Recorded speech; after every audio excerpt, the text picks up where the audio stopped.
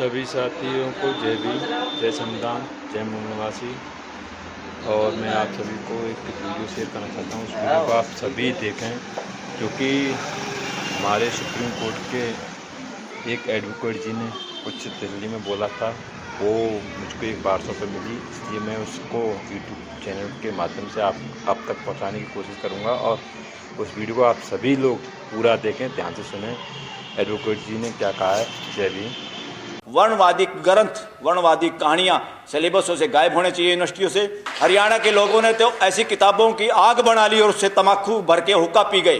तो ये करने की जरूरत है। जिस किताब में मानव में भेद बताया, वो सारी किताबें अमानवीय है। ये बदमाशी के अड्डे हैं, लगातार आपको गुलाम बनाने के अड्डे हैं। ऐसे अड्डों से बचो और खुल के बोलने की जरूरत है, डरने की जरूरत नहीं है। कोई आस्था वास्ता का कोई केस इसमें नहीं चल सकता। देश के करोड़ों लोगों को मरने के लिए कुंभ में इकट्ठा करते हैं।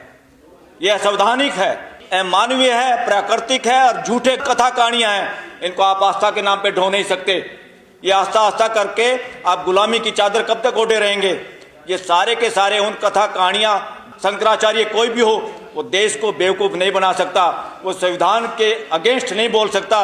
वो संविधान में दी हुई आज़ादी और संविधान की जो ड्यूटी है सबको साइंटिफिक टेम्पर का इंसान बनाना है, वो क्वेश्चन कर सके। आप इस पे क्वेश्चन नहीं करेंगे, ये आस्था है। ऐसी कोई आस्था देश में नहीं चल सकती। आस्थाओं के लिए 3 कंडीशन है। जो आस्था पे 3 कंडीशन पे खरी उतरती है, उसको आप एब्सोल्यूट आस्था है, उसका अधिकार इस देश में। बाकी आस्था का अधिकार नहीं है। आस्था का अधिकार तब है आपको अगर ये आस्था देश के लोगों को की हेल्थ ना खराब करती हो। हेल्थ कौन सी? आपको बुखार थोड़ा चढ़ाना है। हेल्थ का मतलब है मानसिक हेल्थ।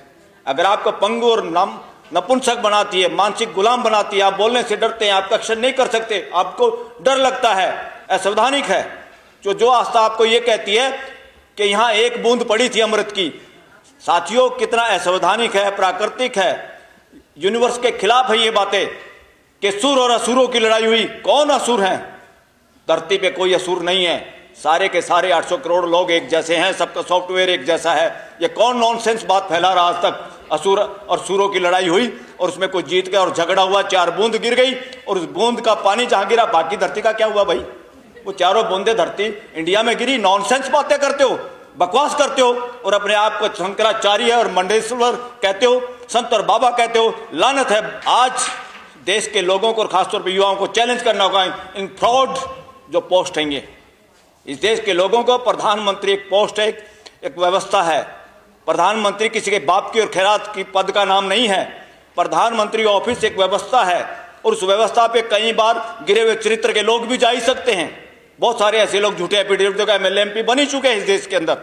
तो CM PM या DM SP ये किसी के बापों की जागीर नहीं है, व्यवस्था के अंग है। ये ऑफिस है व्यवस्था के।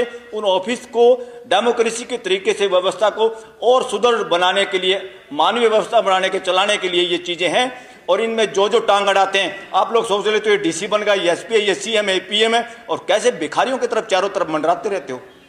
आपकी व्यवस्था आपने खड़ी की है और आप ऐसे भूख, और ये इस देश के अलावा बाकी देशों में कमजोर हो गई है। दुनिया के गिरजाघर खाली पड़े, नीलाम हो रहे हैं और हमारे यहाँ मंदिर पे मंदिर बने जा रहे हैं, मस्जिदें बनी जा रही हैं, झगड़े हो रहे हैं। अगर पूरी दुनिया एक है, पूरी दुनिया सृष्टि का मूल मंत्र एक है, तो मंदिर को तोड़ के मस्जिद बनाओ, मस्जिद तोड़ के मंदिर बनाओ। ये क्या ड्रामेबाजी है? कौन है ये लोग? ये सौदागर हैं, व्यापारी लोग हैं, धंधा चला रहे हैं, कोई भी है। और साथियों, इस देश में वर्णवादियों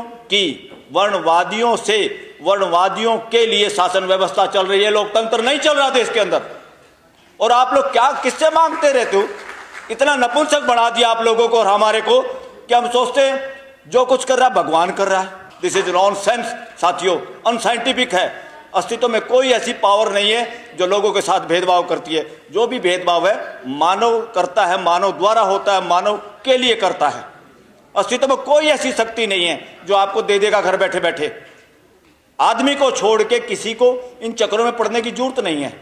आदमी ही है जिसको समझ के करना होता। बाकी किसी को ना गॉड ढूंढने की जरूरत, ना मंदिर मस्जिद जाने की जरूरत है। ये हमारी व्यवस्था है और हमें भाईचारा बढ़ाने के लिए, और देश के संविधान का एक ही मूल मंत्र है, आपका कानून, आपकी व्यवस्था, आपकी रिजर्वेशन पॉलिसी, आपका कुछ भी अगर उससे भाईचारा बंधुत्व अगर नहीं बढ़ता, तो यही एक मूल मंत्र आम आदमी पहचान सकता है कि देश में डेमोक्रेसी है कि नहीं है, शासन चल रहा है। भाईचारा कम हो रहा है तो शासन चल रहा है। राजा बदमाशी कर सकता है किसी एक के साथ प्यार और दूसरे के साथ दुलार अपनी सत्ता बढ़ाने के लिए। घर का बाप, घर का दादा अपने बच्चों के साथ, माँ बाप अपने बच्चों के साथ भेद कर ही नहीं सकता। वो व्यवस्था होती है, ये शासन व्यवस्था नहीं है, ये तानाशाही चल रही है देश के अंदर। वर्णवादी ग्रंथ, वर्णवादी कहानियां सिलेबसों से गायब होने चाहिए, यूनिवर्सिटियों से। हरियाणा के लोगों ने तो ऐसी किताबों की आग बना ली और उससे तमाकू भर के हुक्का पी गए। तो ये करने की जरूरत है। जिस किताब में मानव में भेद बताया, वो सारी किताबें अमानवीय है।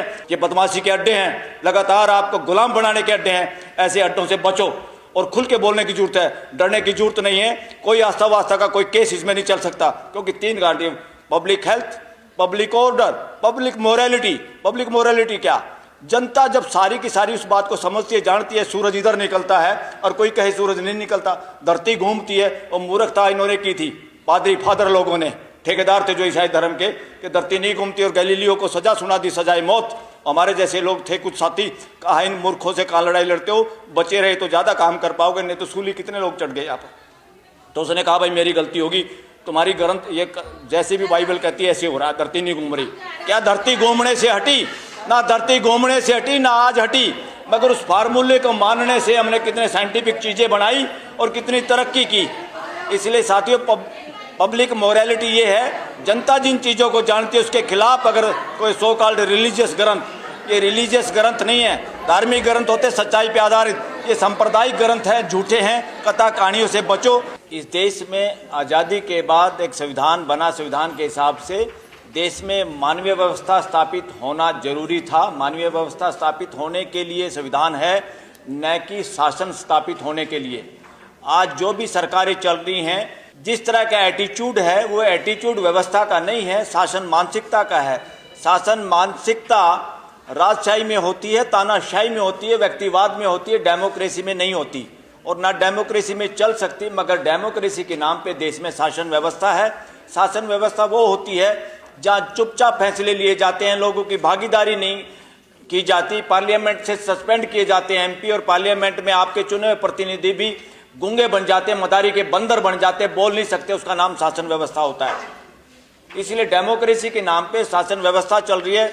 लगातार देश के लोगों को एक बात ध्यान में रखनी चाहिए, सरकार का कोई भी काम है, कोई भी पॉलिसी है, कोई भी कानून है, सुप्रीम कोर्ट का भी कोई फैसला है, वो सबको एक दृष्टि से आपको देखना चाहिए, क्या इसमें शासन की बू आ रही है या लोकतंत्र की व्यवस्था, हमारी भागीदारी की कोई इसमें आ रही है। और इसीलिए मैं कह रहा हूँ, देश के अंदर राइट टू असेंबल, इकट्ठे होना सबका मौलिक अधिकार है, कोई दिक्कत नहीं है।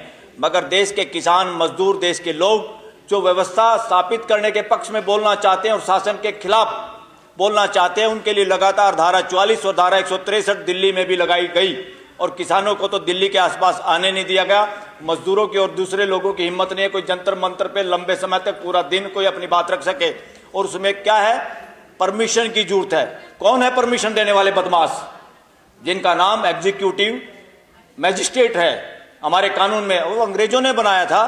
क्यों बनाया था वो कानून? ताकि जब भी कोई बोलना शुरू करे, अपने गुलाम बंदर से उनको नकेल कसवा दी जाए और लोगों को बोलने नहीं दिया जाए, लोगों को इकट्ठे ना होने दिया जाए। ये कानून असंवैधानिक, उस संविधान के लोगों ने भी आज तक किसी ने ध्यान ही नहीं दिया, और धारा 44 से आज 163 के रूप में उसी को आज बरकरार है। ये शासन का षड्यंत्र है, ये डेमोक्रेसी के खिलाफ है। फ्यूचर में ये खत्म होनी होगी। राइट टू असेंबल में क्या होता है, व्यवस्था में क्या होता है? जब मुझे इकट्ठा होना है, हम लोगों को इकट्ठा होना, हमें इंफॉर्मेशन देनी होती है, ताकि पुलिस की व्यवस्था, पानी की व्यवस्था, कोई व्यवस्था सरकार की तरफ से हो तो हो जाए। मगर उसमें यह नहीं है कि आप मना कर दोगे लोगों को इकट्ठा होने से। जहां लोगों को इकट्ठा होने से कि यहां कानून की व्यवस्था चरमरा जाएगी, जंतर मंतर पे भी आपको परमिशन नहीं मिलती। हाँ, आपने ये पीछे जो लिखा है दिल्ली में डोमिसाइल का, बिल्कुल, अरे दिल्ली में इतने सारे कानूनों को आपने ध्वस्त कर दिया। पूरे देश के लिए जब आपको बेनिफिट होता है वर्णवादी व्यवस्था को, वर्णवादी मानसिकता को, तो आप सारे कानून ध्वस्त कर देते हो। दिल्ली है आपके, हमारा ग्लोबल एक तरह से इंडिया का विलेज है, एक स्टेट ऐसा, यहाँ वो सारे के सारे धराशायी के नाम पूरे देश के लोग, ओबीसी, एससी, एसटीओ की तो रिजर्वेशन ही नहीं यहाँ पर, जबकि एसटी बहुत सारे लोग रहते हैं यहाँ पे। अब उनकी रूटें वहाँ से कट गई हैं, यहाँ नौकरी करने के चक्कर में आए थे, यहाँ बस गए। तो उनकी जो भी हक बनता है एज पर कॉन्स्टिट्यूशन वो मिलना चाहिए। ये डोमिसाइल की नॉनसेंस जो सिचुएशन अभी चल रही है दिल्ली में, ये तुरंत खत्म होनी चाहिए साथियों।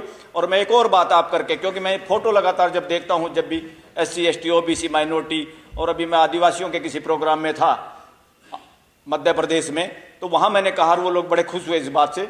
मैंने कहा बात सुनो, नॉर्थ इंडिया का अगर सबसे बड़ा इसके खिलाफ लड़ने वाला आदमी जो वर्णवादी व्यवस्था के खिलाफ, वो था छोटू राम, जो कंबाइंड पंजाब में एक मंत्री था। वो CM हो सकता था, मगर जानबूझ के उन्होंने ये, क्योंकि बहुसंख्या में मुसलमान लोग ज़्यादा थे, वो उनको खुद बनाना चाहते थे CM, मगर फिर भी उसके बावजूद मुसलमान CM थे। और उसके CM होते हुए गांधी और जवाहरलाल नेहरू को भी सिफारिश करनी पड़ी थी। किसने? जो पाकिस्तान का बंटवारा चाहता था। जिन्ना पंजाब में नहीं घुस सका, उसको घुसने नहीं दिया, वो समाज को तोड़ नहीं पाया। हिंदू मुसलमान सिख ईसाई किसी को नहीं तोड़ पाया। सारा मजदूर, सारा किसान एक ही उसमें था। क्यों? क्योंकि सब सामने वाला अगर परिवार के मुखिया या परिवार के कुछ लोग ऐसे हों जो पूरे परिवार को बांध के रख सकते हैं, वही है व्यवस्था, मानवीय व्यवस्था।